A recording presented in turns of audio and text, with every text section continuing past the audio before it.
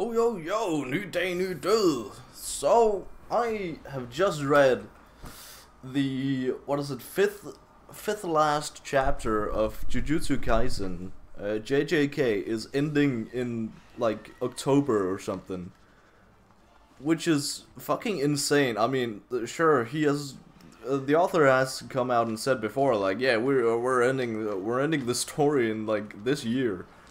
But God, did it just feel like a lie, because there's so much still left, just like unanswered, uncalled for, not uncalled for, unaccounted for.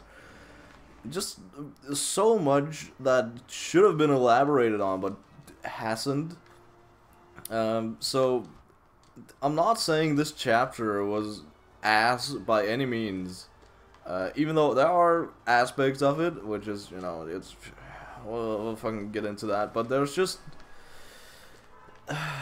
it's just like a sour fucking taste in my... It's like every time a new chapter drops from now on, it's just gonna be, oh, this was prioritized instead of all these other things that still need to be explained. Like, it needs to be, like, a Hunter x Hunter levels exposition in order to actually wrap up everything. Because, God, is there a lot to keep track of. And I feel like the only actual way to do it properly is to have, like, a almost Shippuden, like, just like a sequel, almost. Just like what happens afterwards, because it's not fucking clear. Basically any of it. Like, we don't really know if fucking Megumi comes back. We don't know if he's dead. There's actually a lot of people we don't know, like, the status of. We don't know, basically, the whole, what's it, Kusakabe Coalition, that's the name. The Kusakabe Coalition. We don't really have the status of, like, most of these guys. Yuta, we just kind of left. He just, like, stumbled on the ground somewhere, and he's just lying there bleeding out. Todo, he just, I don't know, I'm pretty sure he just got slammed by Sukuna, and then he's also just left somewhere. And that's actually, like, I don't know, that's the status of most people, is that they're just, like, laid out on the ground somewhere, probably. Maybe they're dead, maybe they're not.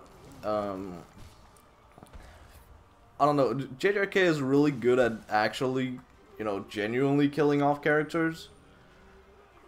That's also why they get a pass on Nobara being back in this fucking chapter. Also, like, you know, I don't like the excuse with, like, oh, Yuji has, like, some sort of connection with Sukuna, so if we reveal anything to Yuji, it's, you know, Sukuna might get involved, he might, like, know everything, he might know all our secret plans. Like, sure, it works, but it's just, like, very, very convenient for the story that our protagonist, aka us, we don't know anything.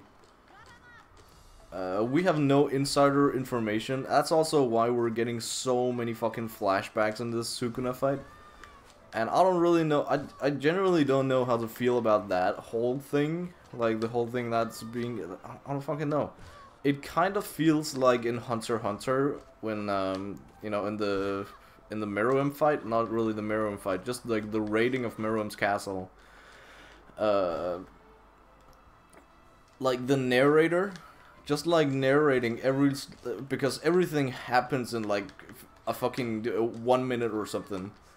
Like, everything happens so fucking fast, so the narrator is needed to, like, you know, tell and dumb down everything that's happening.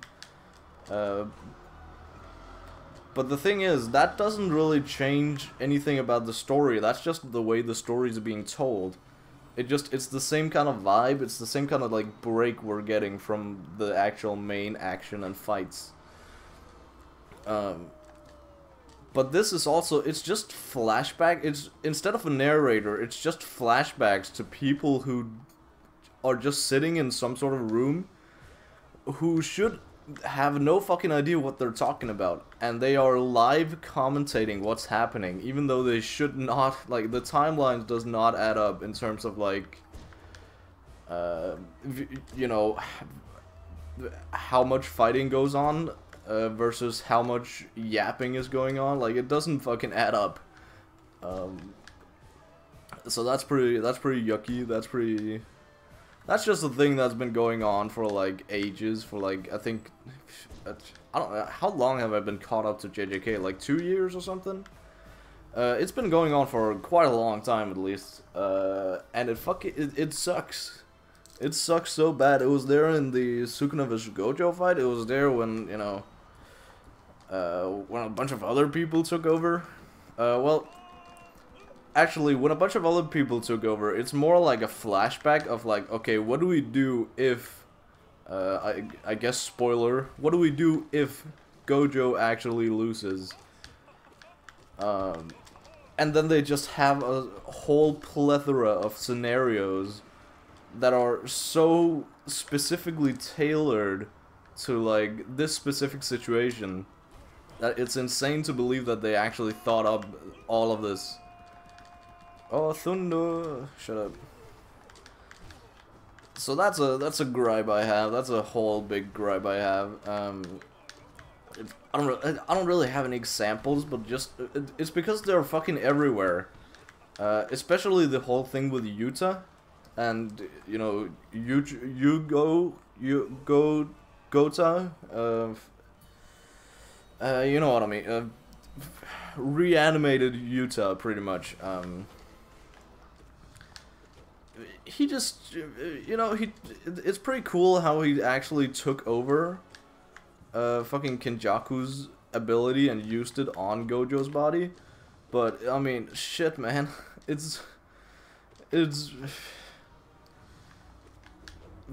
It's just, like, everything is pre-accounted for, and, like, everything, like, I don't know how the fuck they come up with this. I would much rather prefer that, like, as the flies fall in the battle, you know, and flies, I mean, like, Gojo, like, everyone just kind of scrambles to find out, like, you know, I would much have preferred that they did not have this, like, 2 months time skip that was just, you know, then we go back in flashbacks when it's convenient and say that, oh, we are actually masterminds that have thought out every single possibility of this battle. It doesn't fucking sit right with me. I would have much just preferred that they just find out, like, they just make shit up on the spot, you know, because they're stressed out, they haven't had any time to plan anything. That would be way better. Also, especially with now I'm talking about Kenjaku. Kenjaku, we don't really know what the fuck Kenjaku's motives were, other than reviving Sukuna, I guess. The only thing he's done really is, you know, being the fucking mother of Yuji, which is very sus in and of itself. Like, and just, like, making sure there was a way to revive Sukuna, that's, like, his main thing. But,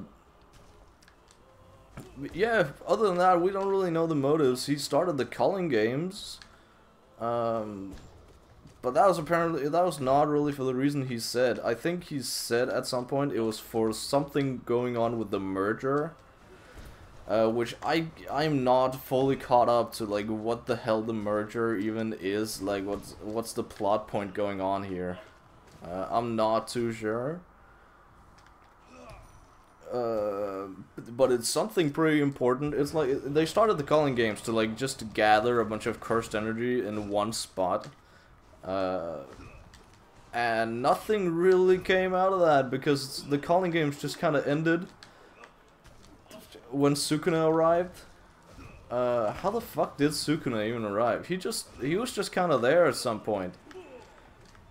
I don't know, I remember specifically a chapter where, you know, cut away from whatever we were doing before, and it's suddenly, just out of nowhere, Gojo versus Sukuna starts. Like, what the fuck? Where did this come from? Like, it's a goofy stretch of chapters because it's like everything this has been building towards is like right here in front of us, but it's not really. I wanted it later, not now. And I also, again, I so desperately wanted to not have that fucking time skip where we didn't know what was going on, but we, in retrospect, we know what's going on. I don't know, it just feels wrong. It feels so fucking wrong. Been there. But fucking, can I finish one fucking coherent thought? No, I can't. Kenjaku, I really desperately hoped that when Kenjaku fought the guy, the comedy guy, and Yuta came in to clean up, that Kenjaku pulled out some sort of crazy fucking maneuver. And when we saw that, like, scar-faced, you know, the thing, Kenjaku has, like, scratches on his fucking forehead, which indicates that, yes, this is, in fact, Kenjaku. I was so fucking stoked to see Kenjaku in Gojo's body. Like, it was so surreal. And in that one week I had to ponder about that. I was so fucking fired up to actually see Kenjaku in action again. And, like, the implications of having Gojo's body. And, like, you know, everything surrounding that. It was such a fucking dope idea, but it went nowhere because, of course, our pretty boy Yuta, he won. Not to say that I hate Yuta at any fucking, like, he is the GOAT. But I would have preferred if, you know, we actually see Kenjaku outsmart someone, because he's, like, that's his whole thing, is, like, outsmarting people. And, like, using them for their benefits. I'm pretty sure that's what his plan was with the Sukuna, too. I'm pretty sure. I don't know. It was at least the, you know, with all the grade, fucking grade A curses, grade 1, grade 0 curses. He was basically just using them to, like, you know, Black Setsu style, just using them to resurrect Sukuna. I don't know, man. I would like to see some outsmarting feats. It's the same issue I have with Vegapunk from One Piece. Although he does have some outsmarting feats. It's just not like a lot of them, or like that significant. I gotta watch my mouth here because that's like a. I haven't thought out what my actual thoughts are on this. Oh, I still have a Blood Heart. That is exceptional after the Zero fight. Alright. But yeah, there are so many fucking things that are just. It just feels wrong. I also really want. The main reason I want some sort of sequel, some sort of Shippuden, JJK Shippuden, is because I just want fleshed out more of, like, all these fucking characters that we meet in the Culling games. Like, what are they doing? What are they, like, what happens after the Culling games? Do they just, like, die? And what about, like, the current sorcerers? For example, in the last chapter, I forgot he even fucking existed. I had to look up who the fuck this guy was. Charles, aka the manga writer, who was, I'm pretty sure he went toe to toe with what's his name? A really powerful guy. And he was fucking holding his own, and he just had such an interesting ability, aka basically Rohan from JoJo's. He was able to, like, make manga panels or some shit. I don't know. It's been a while, and his fight wasn't that long, so forgive me for my sins of not remembering. That's also a general problem I have with JJK, is just so much very shittily formatted, just dumps of info, and, like, how every single technique works, which, I mean, I guess it's fine to have that. but I would just prefer it not to be in the actual main story.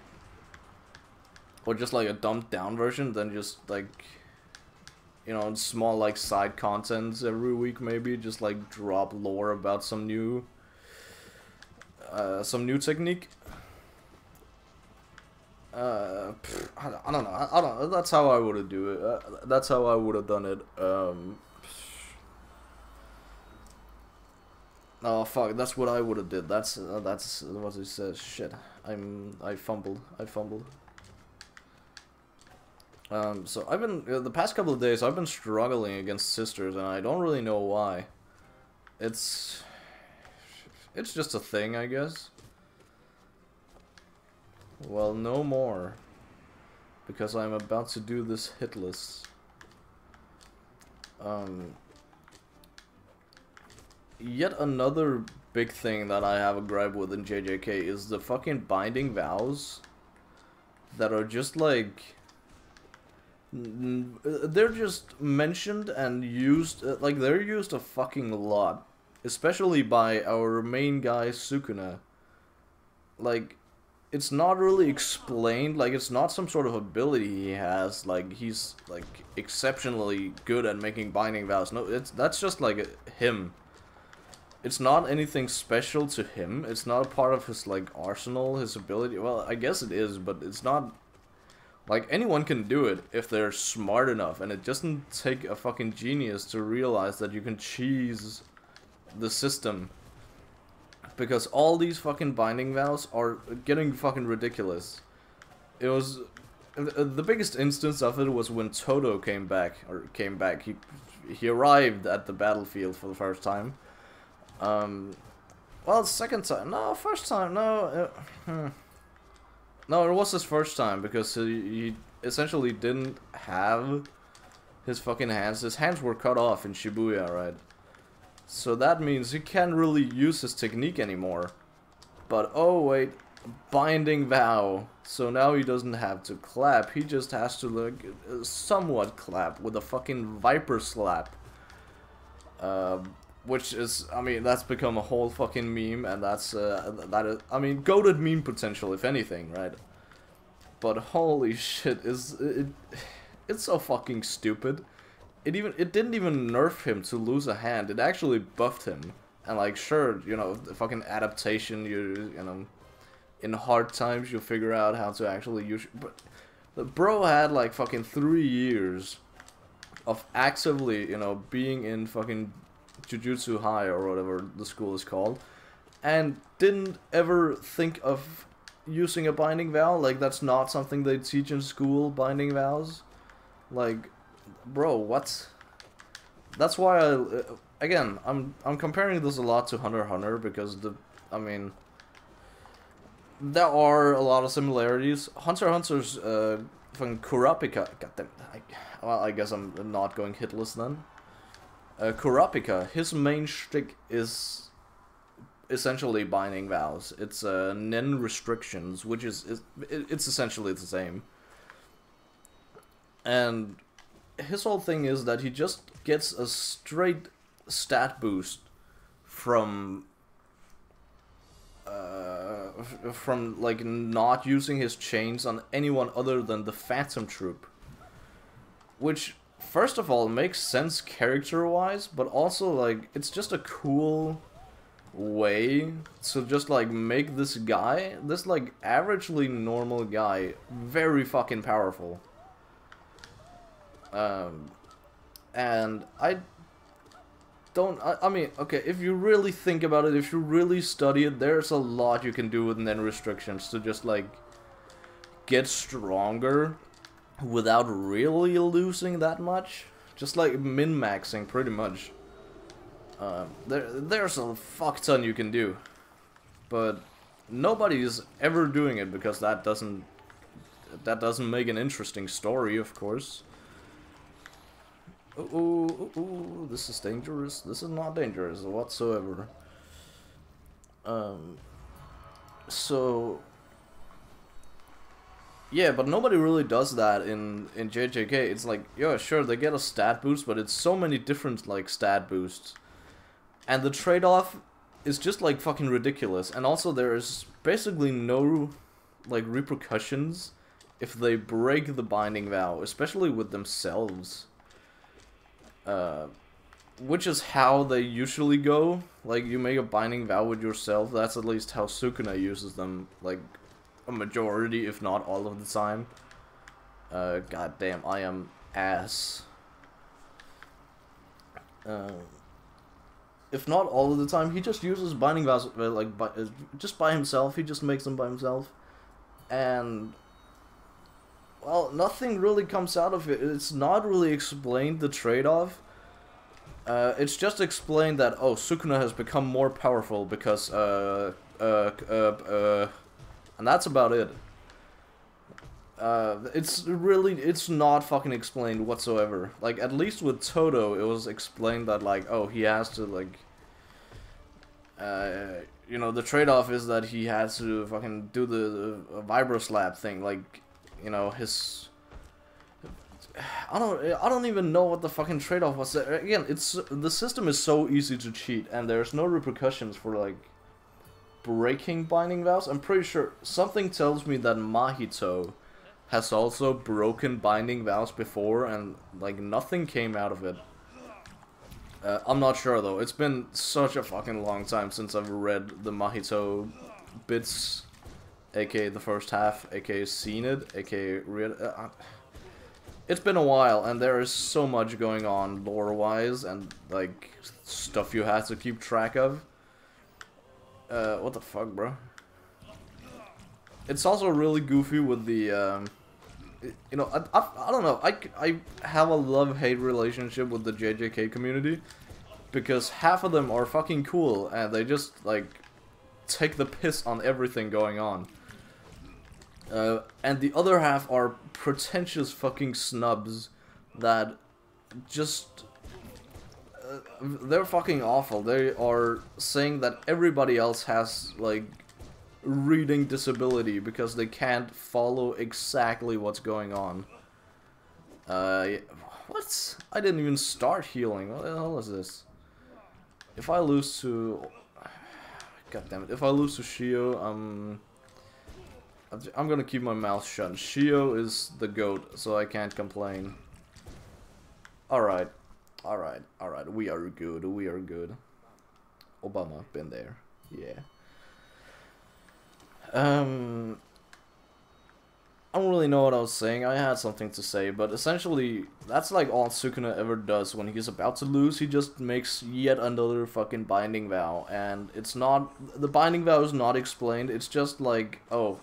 he can now use a reverse curse technique or whatever, and everything that was wrong is now fixed. And that's been a reoccurring issue, that like, oh, Sukuna's about to lose, unexplained bullshit, go. And it works, because the author wants it to.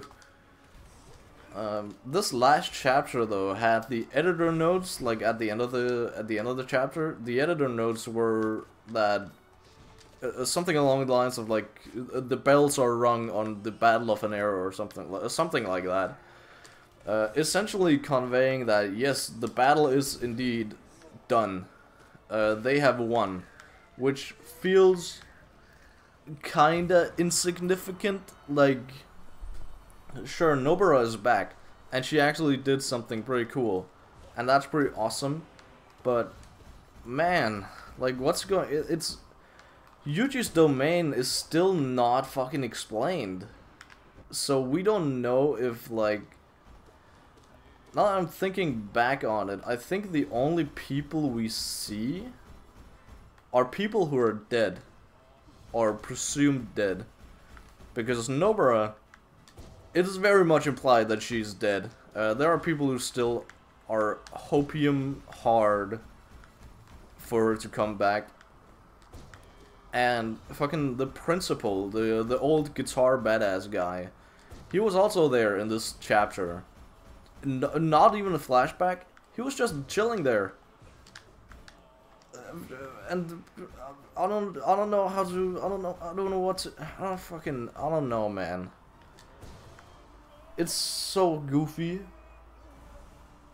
I don't know what to make of, like, any of this. Again, just one of the things that just needs to be explained before we drop the entire thing. I'm already full health. I don't know what I'm doing. Before the series ends, it has to be fucking explained. Yuji's domain. Like, what the fuck is going on? Also, like, why is Sukuna suddenly back in Yuji's body? I'm pretty sure he still is at this point. Like, it doesn't fucking make any sense. But it's there. It's a thing. God damn it! Of course you fucking do.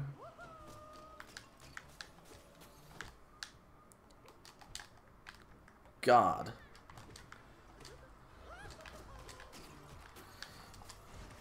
Okay, we are going to make some radical decisions here, and it worked out.